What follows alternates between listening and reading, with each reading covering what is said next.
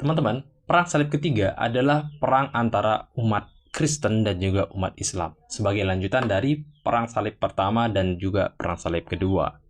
Yang dimana dalam perang ini mempertemukan dua tokoh pemimpin besar, dua tokoh pemimpin yang dikagumi, yaitu King Richard dan juga Salahuddin Al-Ayyubi. Kapan perang ini terjadi? Teman-teman, perang salib ketiga ini berlangsung dari tahun 1188 sampai dengan tahun 1192. Apa tujuan dari perang salib ini? Bagi umat Kristen, tujuan dari perang salib ini adalah untuk merebut kota Yerusalem dan juga merebut sebuah kayu yang dipercaya sebagai kayu salib sejati. Salib sejati ini adalah sebuah tanda salib yang dipercaya sebagai tempat disalibnya Yesus. Ini yang diperjuangkan oleh umat Kristen. Lalu, apa tujuan perang salib bagi umat Islam, teman-teman? Bagi umat Islam, tentu saja umat Islam ingin mempertahankan kota Yerusalem yang ketika perang salib kedua mereka sudah bisa menguasai kota Yerusalem. Jadi mereka tidak ingin kota ini bisa diambil lagi oleh umat Kristen. Teman-teman, kenapa perang salib ketiga ini penting untuk kita bahas? Well, the answer is, jawabannya adalah supaya kita bisa tahu, teman-teman, bahwa betapa OP-nya Salahuddin Al-Ayyubi di masa itu. Ketika perang salib pertama, kedua, dan juga ketiga, Salahuddin ini kan menjadi salah satu tokoh yang sangat OP atau overpower. Luar biasa beliau sebagai seorang pemimpin. Nah, kita bisa mengetahui lebih jauh bagaimana beliau memimpin pasukannya. Dan di perang salib ketiga ini, kita juga akan mengetahui lawan dari Salahuddin Al-Ayyubi yang juga sangat-sangat OP juga. Jadi, di perang salib ketiga, Salahuddin menemukan lawan yang sepadan. Dan lawan itu adalah King Richard the Lionheart dari Inggris. Jadi, kisah perseteruan mereka di perang salib ketiga ini sangat-sangat menarik untuk kita bahas, teman-teman. Kita akan mulai kisah perang salib ketiga.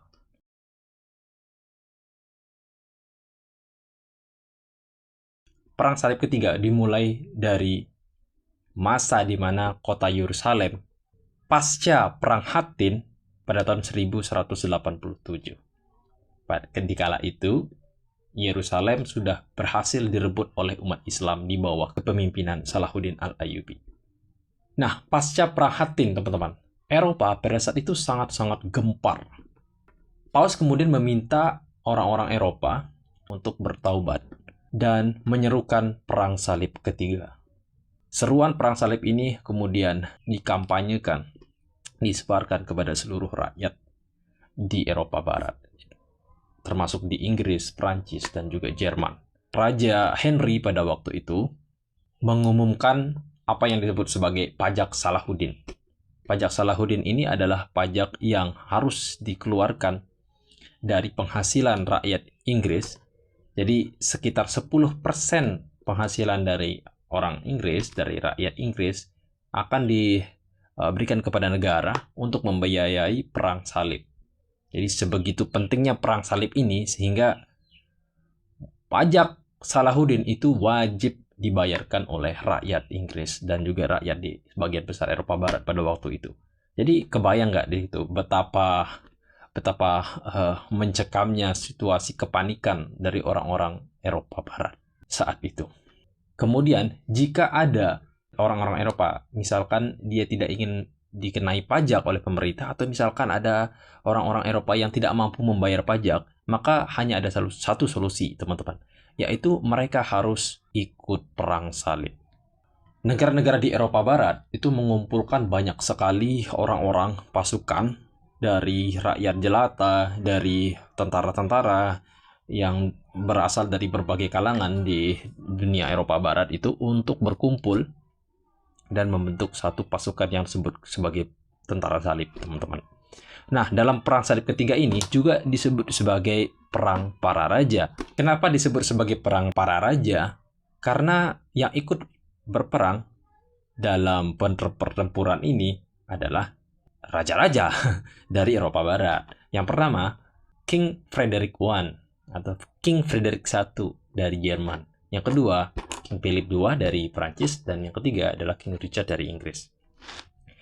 Nah, untuk gelombang pertama, pasukan tentara salib yang pergi ke selatan untuk menuju Yerusalem itu dipimpin oleh Raja Frederick I dari Jerman.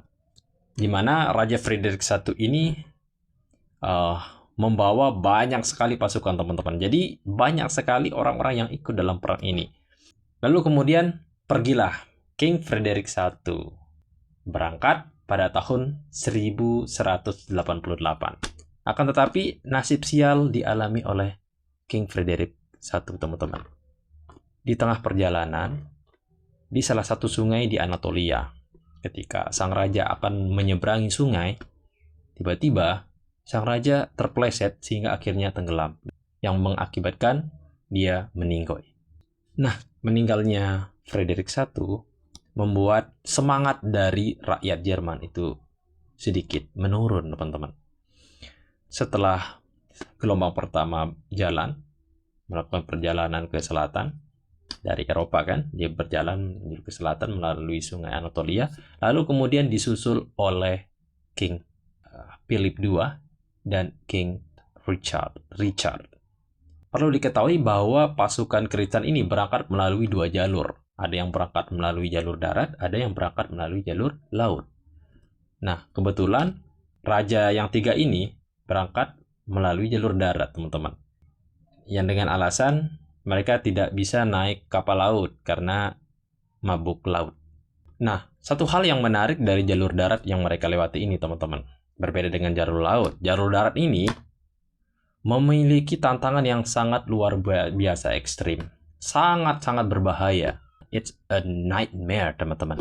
Karena di perjalanan, orang-orang Eropa Barat ini nanti akan melewati jalur-jalur, melewati wilayah kekuasaan dari Kekaisaran Bizantium. Siapa Kekaisaran Bizantium ini, teman-teman? Basically, sebenarnya, Kekaisaran Bizantium ini adalah orang Kristen juga.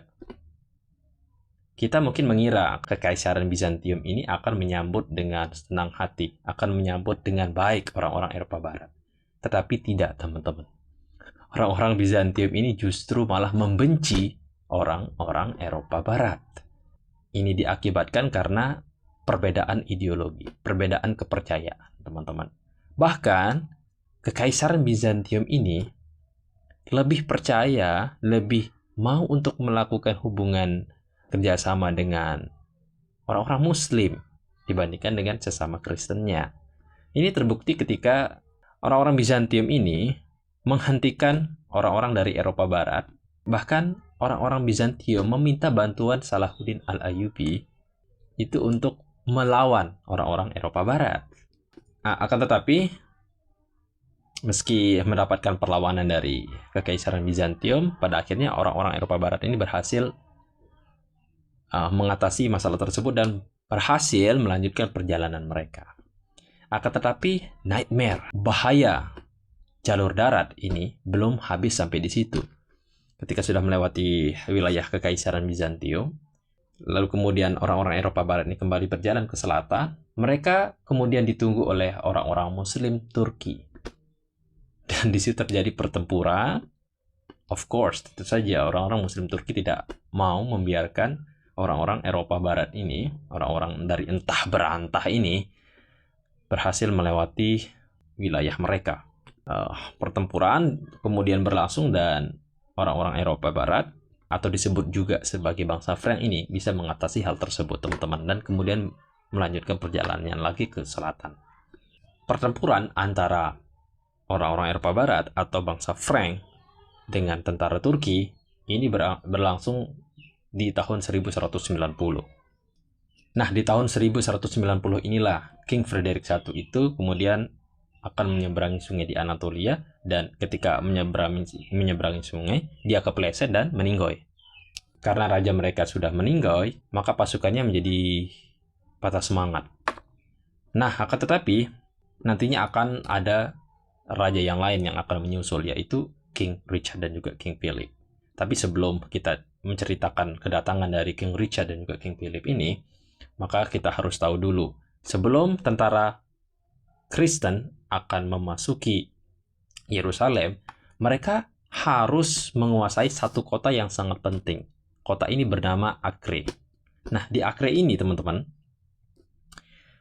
sangat penting bagi umat Kristen karena kota ini bisa dijadikan sebagai tempat landasan sebelum mereka mempersiapkan diri untuk menyerang kota Yerusalem. Jadi kota ini sangat-sangat penting. Itulah kenapa kemudian tentara Kristen ingin menaklukkan kota itu terlebih dahulu. Salahuddin kemudian tahu kalau orang-orang Kristen ini akan menyerang Acre dan ingin merebut kota itu. Maka kemudian Salahuddin memerintahkan untuk mengepung kota Acre dan mencoba menghalangi orang-orang Kristen untuk menaklukkan kota tersebut. Ada kejadian menarik ketika kota Acre ini mencoba untuk ditaklukkan oleh orang-orang Kristen. Ada suatu masa ketika Salahuddin hampir berada dalam situasi yang sangat berbahaya. Karena pasukan Kristen ini berhasil masuk dan mendekati tenda dari Salahuddin. Akan tetapi, situasi kemudian berbalik. Entah kenapa, orang-orang Islam kemudian mengejar 6.000 pasukan Kristen. Dalam buku Salahuddin Al-Ayyubi, karya dari John Mann, dikatakan kalau 6.000 tentara Kristen dikejar bagaikan mengejar domba, katanya. Lalu tibalah, teman-teman, pada musim semi tahun 1191 Masehi, pasukan bangsa Frank ini kemudian datang dari Eropa Barat dengan membawa 200.000 pasukan. Kedatangan banyaknya pasukan dari Kristen ini membuat Salahuddin kaget. Teman-teman, bersama dengan 200.000 tentara itu, lalu muncullah King Richard the Lionheart. Raja Richard ini, teman-teman, digambarkan sebagai seseorang yang idealis, kejam, orangnya itu nggak sabaran, akan tetapi tampan. Kedatangan dari King Richard ini kemudian memberikan pertanda kepada Salahuddin bahwa kini Salahuddin ini punya lawan yang sepadan. King Richard kemudian bergabung dengan King Philip II dari Prancis di Acre.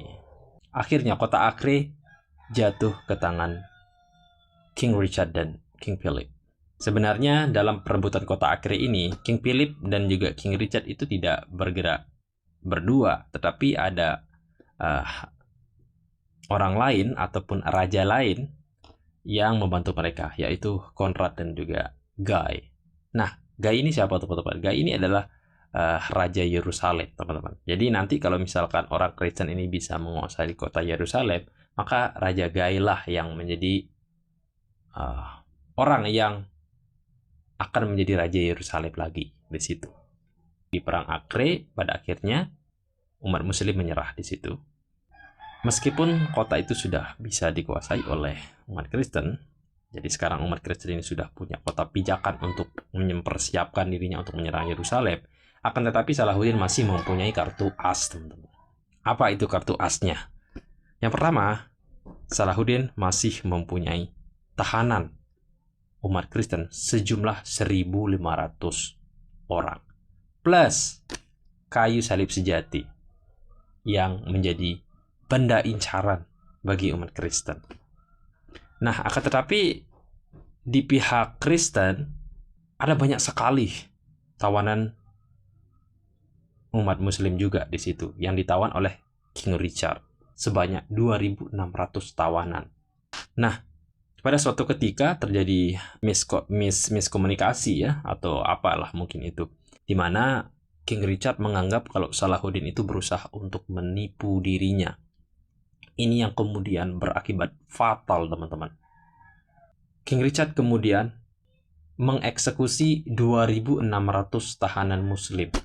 Nah, dari sinilah kita bisa melihat betapa kejamnya, betapa tidak kenal komprominya seorang King Richard the Lionheart. Setelah eksekusi tersebut, lalu dibalas oleh Salahuddin dengan mengeksekusi 1.500 tahanan Kristen. Wow. Pertempuran kemudian mendekati Arsub, teman-teman. Kali ini King Richard menang telak di pertempuran Arsub. Perang Arsub ini sama berartinya, sama pentingnya dengan perang Hattin bagi Salahuddin. kelanjutan dari perangnya, teman-teman. Askalon kemudian berhasil dikuasai oleh King Richard. Nah, kemudian setelah terjadi perang lagi, kedua belah pihak mencoba untuk melakukan kesepakatan. Tawaran dari King Richard dalam kesepakatan ini agak gimana ya, agak aneh, teman-teman. King Richard mau kota Yerusalem yang pertama. Yang kedua, King Richard ingin seluruh negeri di sebelah barat dan tanah di dekat Sungai Yordan. Itu yang diinginkan oleh King Richard. Dan yang terakhir, salib sejati. Tentu saja, Salahuddin kemudian menolak tawaran itu. Alasannya karena ya Salahuddin menganggap kalau tanah itu adalah milik umat Muslim. The land belongs to Muslim. Dan salib sejati itu benda negosiasi utama dari Salahuddin. Kemudian tidak terjadi kesepakatan. Selang beberapa waktu, King Richard mengajukan usulan lagi. King Richard mengusulkan bagaimana kalau diadakan pernikahan antara Al-Adil ini adalah adiknya Salahuddin, dengan Joanna. Joanna ini adalah adiknya King Richard. Tetapi usulan itu ditolak oleh adik dari King Richard sendiri, yaitu Joanna. Karena dia tidak mau untuk menikah beda agama. Apalagi ini musuhnya sendiri kan. Akhirnya kesepakatan itu batal. Nah, setelah melakukan beberapa upaya kesepakatan yang meskipun itu gagal, kemudian ya tidak ada lagi kesepakatan, teman-teman. Buntu lagi nih. Pada tahun 1191 sampai dengan 1192, Salahuddin kemudian terus menjaga Yerusalem, sementara King Richard tetap mempertahankan basisnya di Askalon. Jadi pihak Salahuddin siap siaga, pihak King Richard juga siap siaga di wilayah mereka masing-masing. Lalu King Richard kemudian mendapat panggilan kembali untuk kembali menyerang Yerusalem. Mereka kemudian berkemah di suatu tempat 30 km dari Askalon. Jadi tempat ini berada di tengah-tengah kota Askalon dan juga kota Yerusalem. Di situ umat Kristen membuat persiapan, membuat kemah di situ untuk mempersiapkan penyerangan terhadap kota Yerusalem. Terjadi perang lagi nih di situ.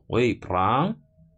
Terjadi perang lagi antara King Richard dengan Salahuddin Al-Ayyubi. Mereka beradu strategi di situ. Tapi King Richard kemudian mundur karena cuaca dingin dan tidak ada lagi supply untuk pasukan mereka. Udah nggak ada lagi makanan, ditambah lagi dengan cuaca yang sangat dingin. Itu yang mengakibatkan pasukan King Richard itu mundur. Lalu karena terjadi kebuntuan lagi, kedua belah pihak kemudian membuat kesepakatan lagi. Melakukan diplomasi. Tapi gagal lagi, teman-teman. Nah, kesepakatan yang gagal ini itu isinya yang pertama, Salahuddin mengizinkan pendeta Latin berziarah ke Yerusalem. Yang kedua, mengakui Henry sebagai Raja Yerusalem, itu gagal juga. Dengan berlangsungnya perang ini, berlangsung cukup alotnya perang ini, Salahuddin kemudian memuji dan juga takjub terhadap semangat juang dari King Richard. Dan kedua pemimpin ini saling respect di sini sebenarnya, teman-teman. Ini ditunjukkan ketika kuda King Richard terluka, Salahuddin ini kemudian mengirimkan 2 ekor kuda sebagai penggantinya.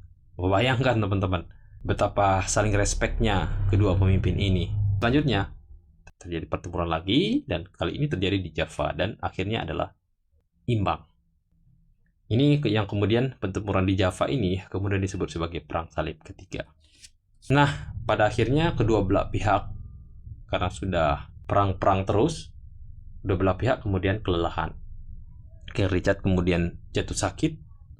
Apalagi kemudian di tanah asalnya, yaitu di Inggris, sedang terjadi upaya pemberontakan yang dilakukan oleh adik dari King Richard sendiri, yang menginginkan tahta Inggris. Lalu kemudian dilakukan upaya diplomasi lagi. Dan ini berhasil diterima oleh kedua belah pihak.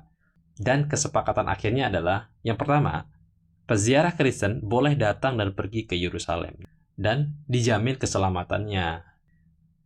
Kemudian, orang Kristen itu punya wilayah kecil di Askalon. Pada 2 September, King Richard menandatangani perjanjian Java dan mengakhiri perang salib keempat, teman-teman.